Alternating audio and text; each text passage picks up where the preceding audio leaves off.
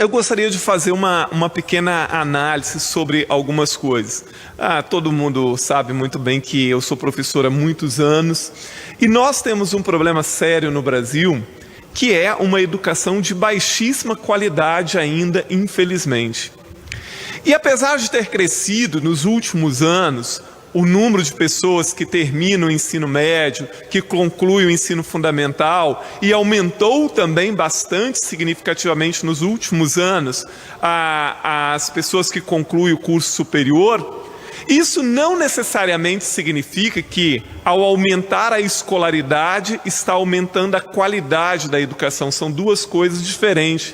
Aumento de escolaridade significa que as pessoas estão estudando cada vez mais, mas não que este estudo seja de uma qualidade cada vez maior. E prova disso é que nós temos, no Brasil, um número crescente de analfabetos funcionais.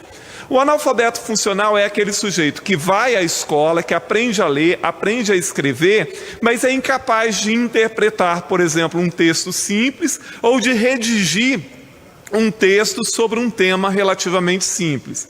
Então isso é notório, isso é estatístico, o que eu estou dizendo é baseado em pesquisa e não em achismos ou em opinião.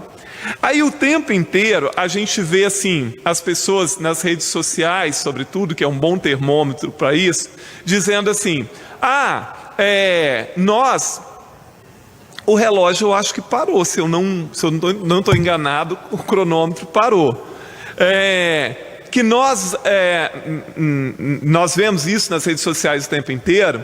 Então assim, porque a culpa é da Veja, a culpa é do jornal o Globo, a culpa é da Gazeta, a culpa é da Tribuna, a culpa é de não sei quem, sempre colocando a culpa na mídia. É claro que a mídia não é santa e precisa ser criticada também, como nós somos criticados, como os partidos são criticados, enfim, isso é normal numa democracia. Mas o problema não está nem na Veja, nem no jornal, nem no Estadão. O problema está na falta de capacidade que a população tem, dado o seu baixo nível cultural, de interpretar e formar a sua própria opinião. Então, assim, eu posso ler qualquer revista, eu posso ler a Veja, eu posso ler a Carta Capital, eu posso ler a Época, eu posso ler o Estadão, eu posso ler a Gazeta, mas a opinião sobre aquilo, eu tenho capacidade de formar, eu tenho capacidade de questionamento sobre aquilo, de formar a minha própria opinião. Então, o problema não está no jornal, não está na emissora de TV, não está na revista. O problema está no baixo nível cultural. E aí as pessoas, ao invés de fazer uma discussão muito clara sobre essa questão, de como o sistema educacional brasileiro é ruim, as pessoas então preferem ficar jogando a culpa. E é interessante que isso independe de esquerda ou de direita.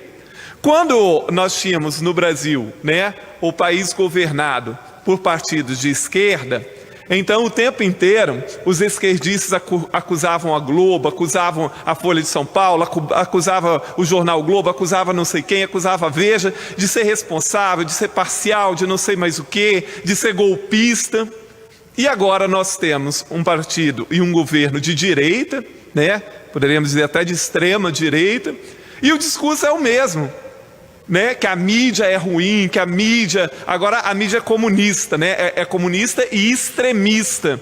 Então mudam-se os governos, mas o discurso permanece o mesmo.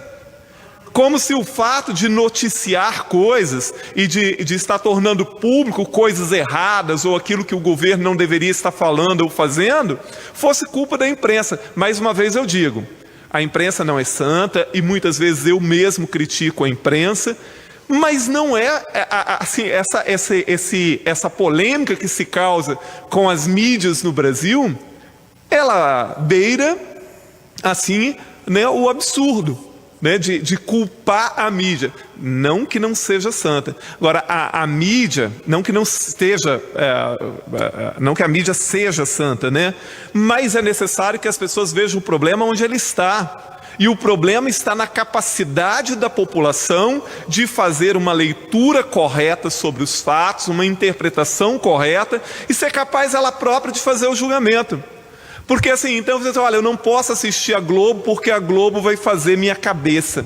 E amanhã eu vou estar um alienado e tal. Eu assisti a Globo a minha vida inteira. E isso nunca foi motivo para eu ser alienado, muito pelo contrário.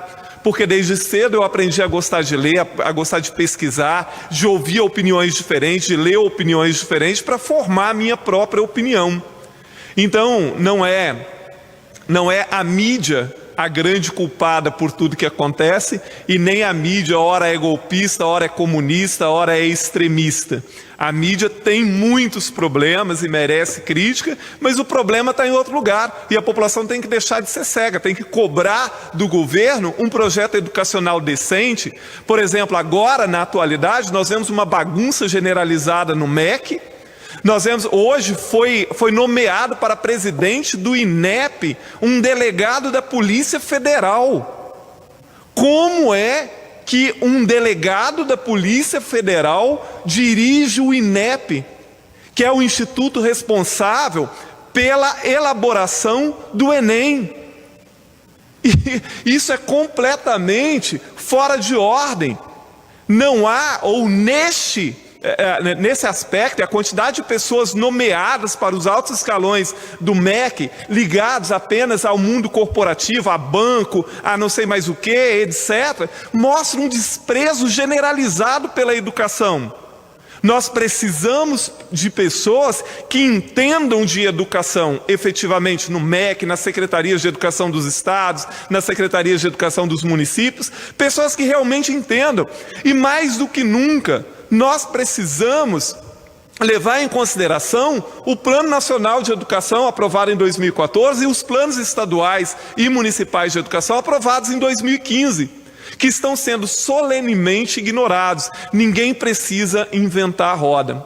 Então, assim, ao invés de sempre ver que a mídia é o problema, a população tem que ver que o problema está em um sistema educacional falido.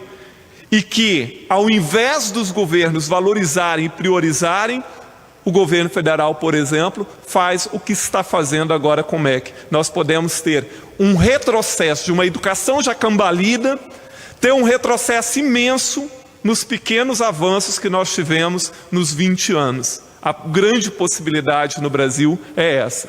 Muito obrigado, presidente.